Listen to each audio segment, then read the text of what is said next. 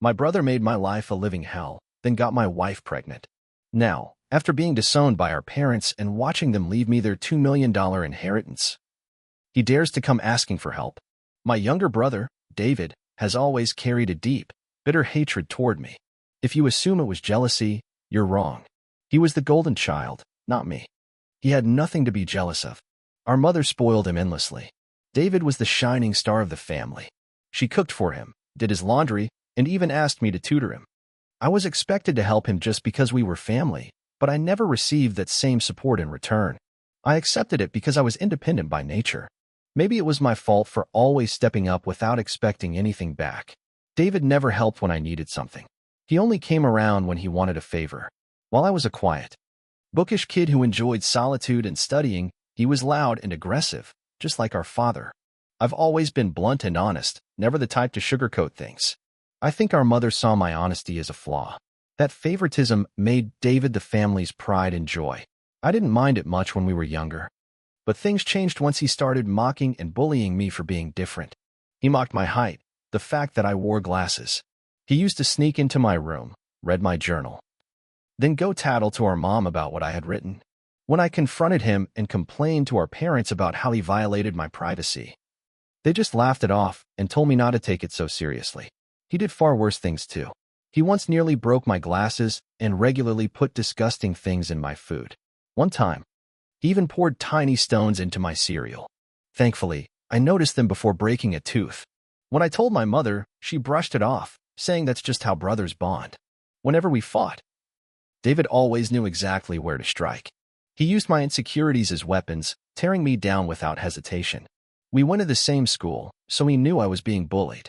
Instead of defending me, he joined in with the bullies, called me names, and even urged them to hurt me. In his eyes, I was nothing more than a failure. There was one fight, I don't even remember what started it, when he told me to end my own life. Most of his insults were easy to ignore, but that one cut deep.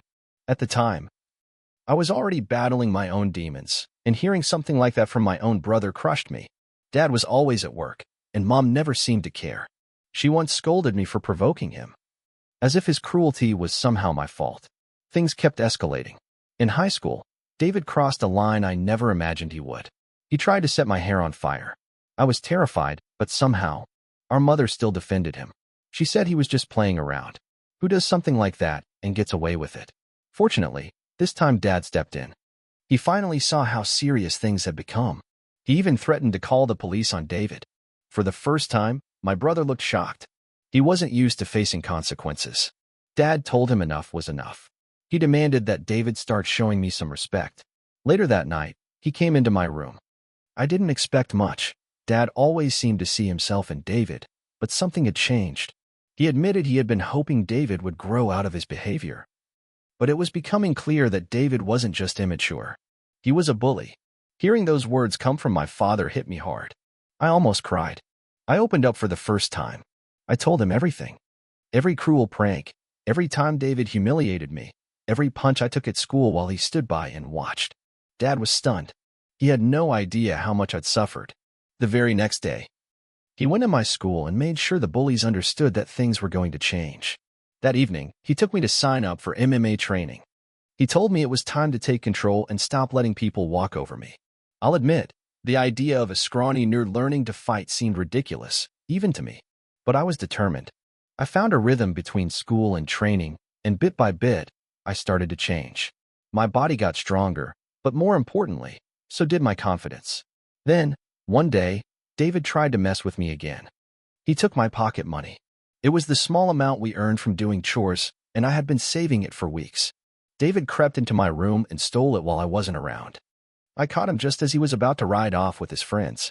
I confronted him, demanding the money back. But instead of owning up, he mocked me, saying all I ever did was run to Dad for help. Something in me snapped. I punched him in the face. He looked completely shocked as he stumbled backward. I reached into his pocket, took back my money, and shoved him aside. He burst into tears. A moment later, while I was rushing out, the second she found out I had been assaulted, she scolded me, told me immediately to be able to. Meanwhile, David stood behind her, clearly enjoying the past.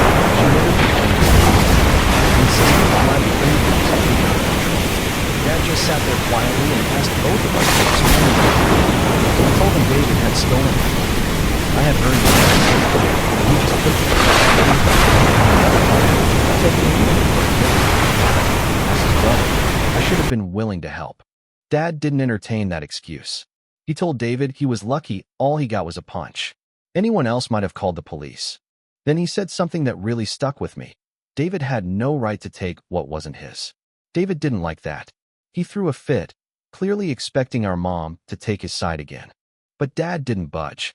When David realized there would be no punishment for me this time, he screamed about how much he hated me and locked himself in his room. After that day, something shifted. David began avoiding me. It was like he finally realized he couldn't intimidate me anymore. Dad wasn't on his side, and I wasn't afraid. For the first time in years, I felt like we were on level ground. He couldn't push me around the way he used to.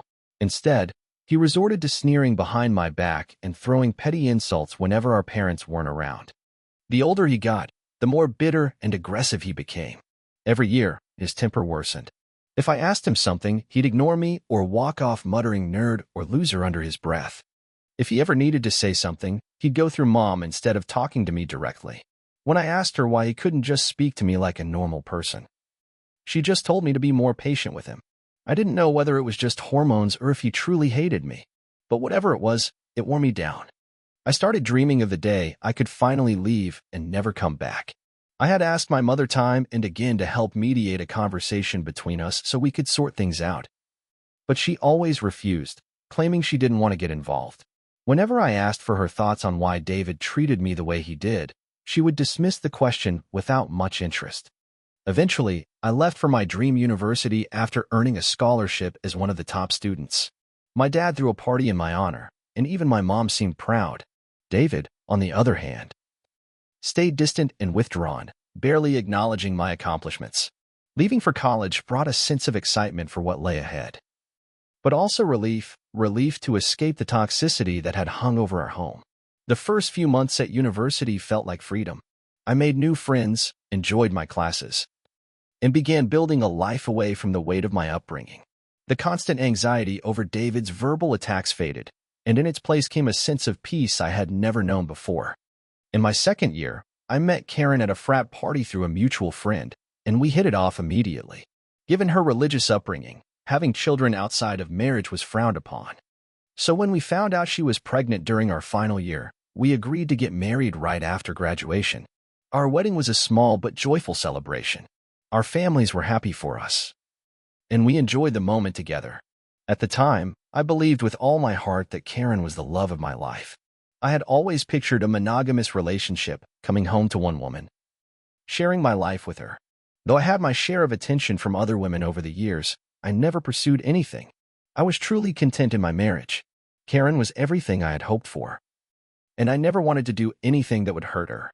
But later, I uncovered two painful truths about our marriage. One was an on-and-off affair with a married coworker that had gone on for several years. The other was a brief fling with her ex-boyfriend during a visit to her family. Some might say I was naive, and in hindsight, it's hard to argue. Each time we separated, I made the choice to forgive her. I didn't want our child to grow up in a broken home, and I believed that we could move past these challenges.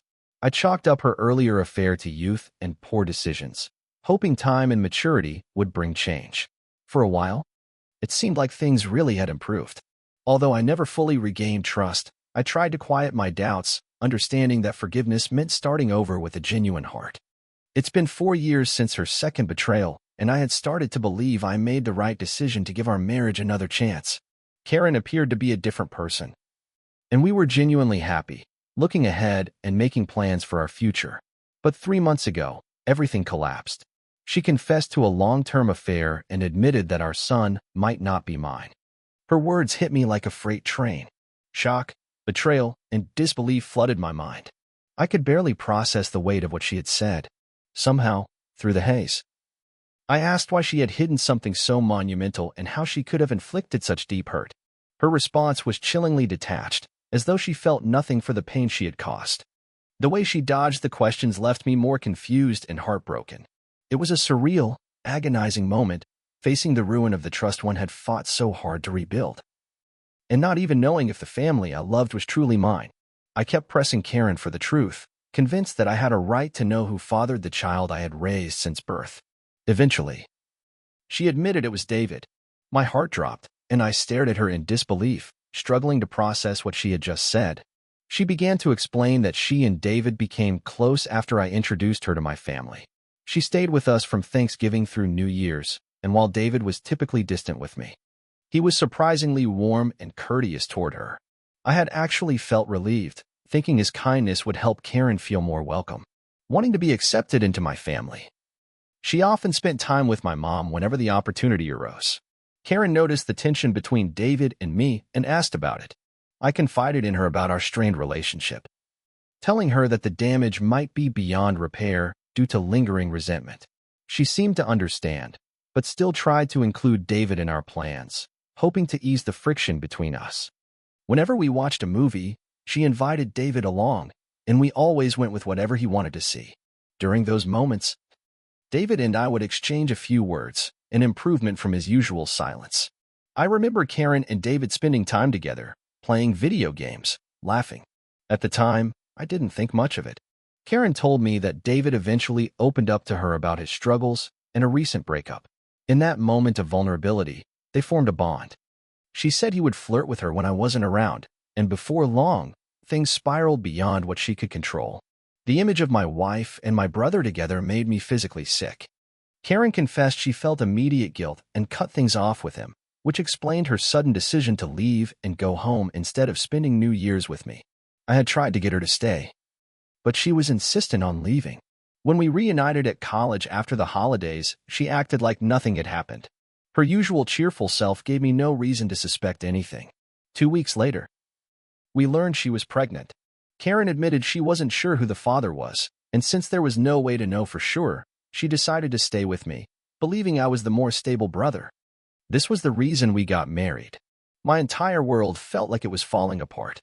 The son I had loved and raised might not even be mine.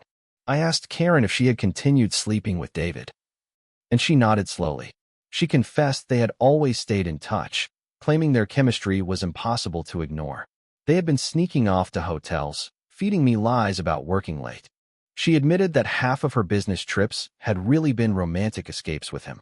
I asked why she went through with marrying me if she wanted my brother. Karen said she didn't want to be the one to end the engagement. She saw how devoted I was as a father and chose to stay. She called it a mistake, something that spiraled out of control before she realized what she was doing. I told her I appreciated the honesty, but I was leaving. She broke down in tears, begging for forgiveness, bracing herself for me to lash out. But I didn't yell. I quietly started packing my things. Karen kept saying that if I truly loved her, I should fight for her, that every marriage had its share of mistakes.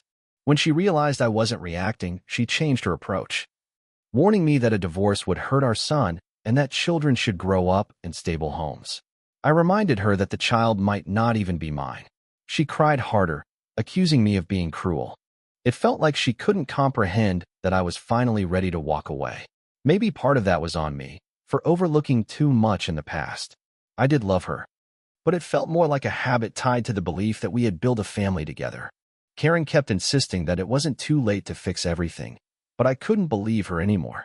I had no trust left to give. Her promises rang hollow.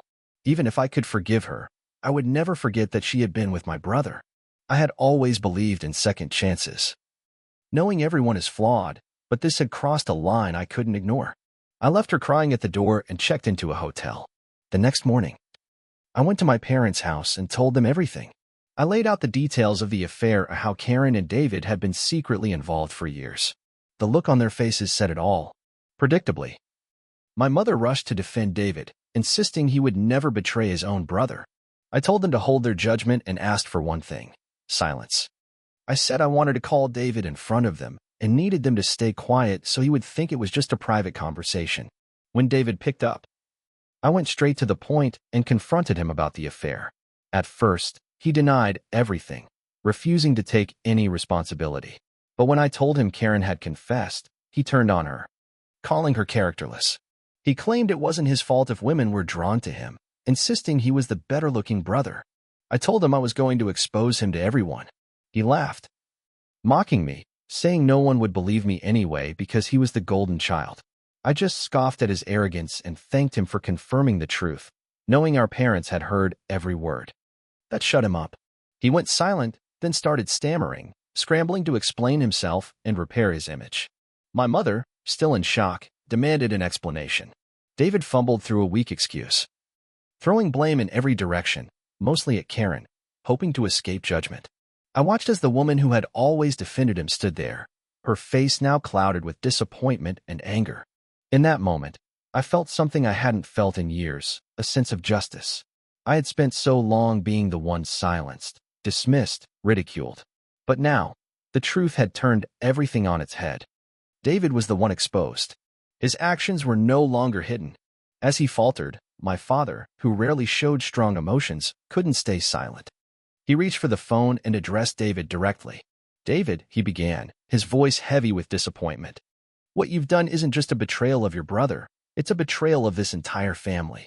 You slept with his wife, and you didn't stop even after they were married. Your actions come with consequences. You've shattered the trust we had in you.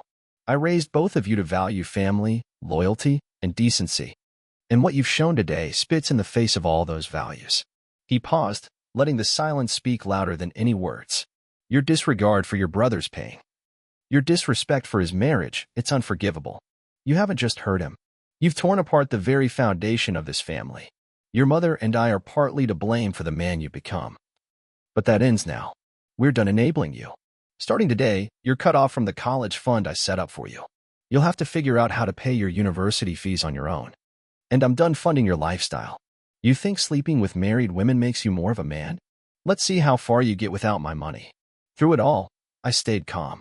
I had imagined myself screaming at David, but watching my dad lay down the consequences felt like the justice I had long been denied. David never thought it would come to this. He never believed anyone would hold him accountable.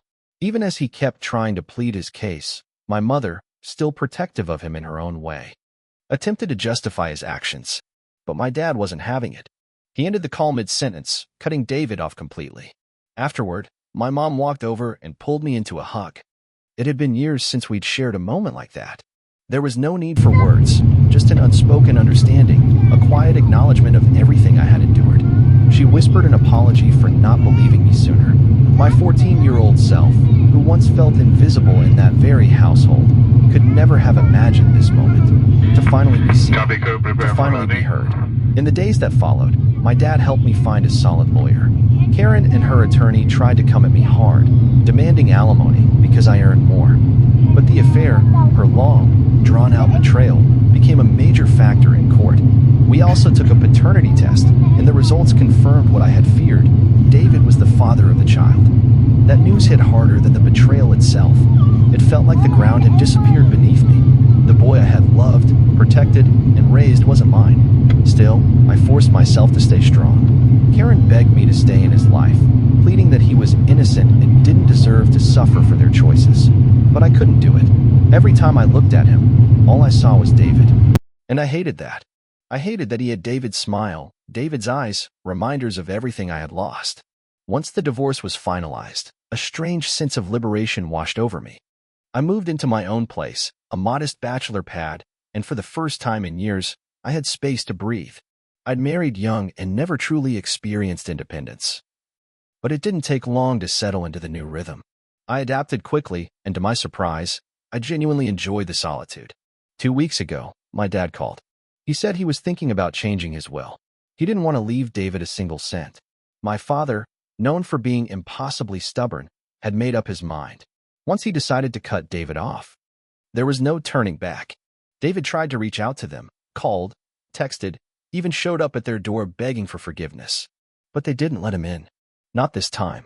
Even my mother, who always had a soft spot for David, seemed to have reached her limit. I knew it must have broken her heart, but she didn't waver. What stung the most wasn't David's betrayal, it was his silence. He never once reached out to me. Not a single apology. Not a single message of remorse. It wasn't regret he felt. It was entitlement. He wasn't sorry for what he did. He was just angry that he got caught and cut off. My dad told me he planned to leave everything to me, his assets, retirement fund, life insurance. All of it. The total came close to $2 million. David would receive exactly $1, just so he couldn't contest the will. I was stunned. My dad had built his wealth from the ground up, and now he was entrusting it all to me. The only condition was that if he passed before my mom, she would retain the right to live in their home, even though ownership would transfer to me. I didn't mind. I wanted to take care of her in her final years, no matter what had happened between us in the past. Somehow, David found out about the change in the will. And since our parents wouldn't speak to him, he called me yesterday for the first time since everything unraveled, trying to make amends. He told me he was struggling with college and that. After the paternity test, Karen had been constantly pressuring him for child support. He said he was broke, desperately searching for part-time work, but finding nothing. Then he asked me to speak to our family, to help him, to give him a fresh start. I laughed. I told him I was done with him. I reminded him he should have thought about the consequences before sleeping with my wife and getting her pregnant. David tried to argue that I was being unfair, that Karen was equally at fault. I agreed, and that's why I divorced her. She's your problem now, I told him. I made it clear I didn't want to hear about his issues with her or the child. This was his life now, the result of his own decisions. When David began raising his voice, I cut him off. I reminded him that he was no longer the family's golden boy. He was the black sheep, the one who had slept with his own brother's wife. That hit him. He went quiet, then started to cry. He told me everyone had turned their backs on him, our grandparents, our relatives. He said he felt completely alone. And you know what? That may have been true, but it wasn't my problem anymore. I told him this was the last time we'd ever speak. I didn't care what he was going through. I no longer considered him my brother. Still, I'll admit, since that call, I've replayed our conversation more times than I'd like to admit. I'd never heard David cry before, not since we were kids. And no matter how much I despise him, hearing him like that did something to me. For a moment, it hurt. So here I am, asking, would I be an asshole if I didn't say anything to our parents? If I just let him suffer the consequences he brought upon himself? Update 1. A lot of you have asked why I'm no longer in contact with Henry, and some have even gone so far as to call me cruel. I want to be honest. This isn't a stepchild situation.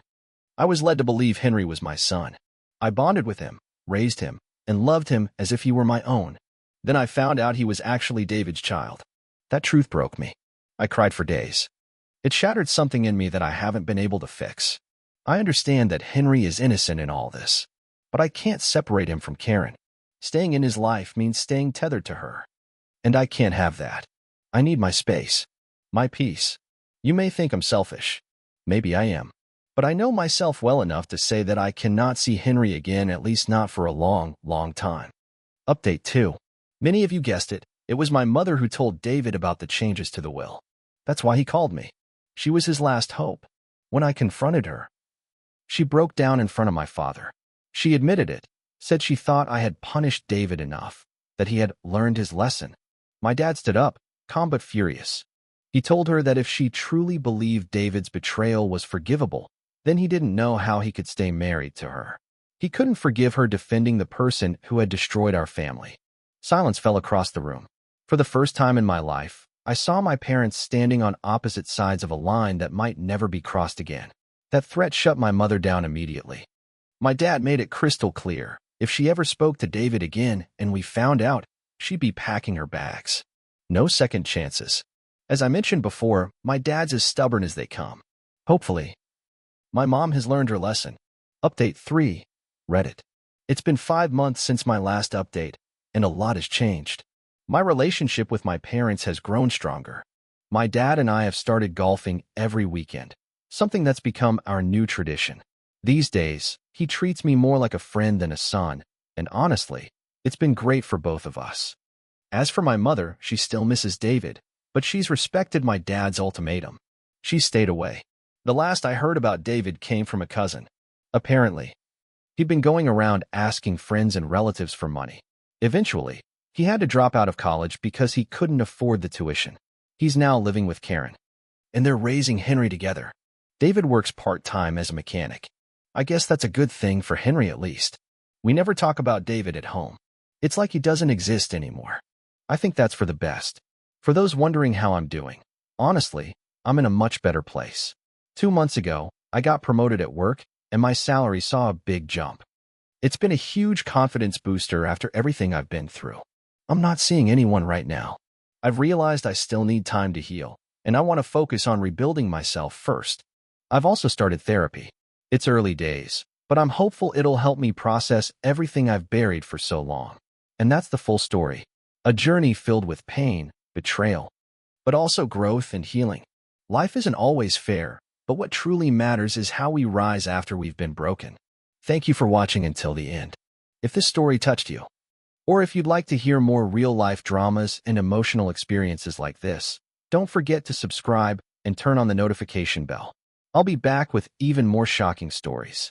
See you in the next video.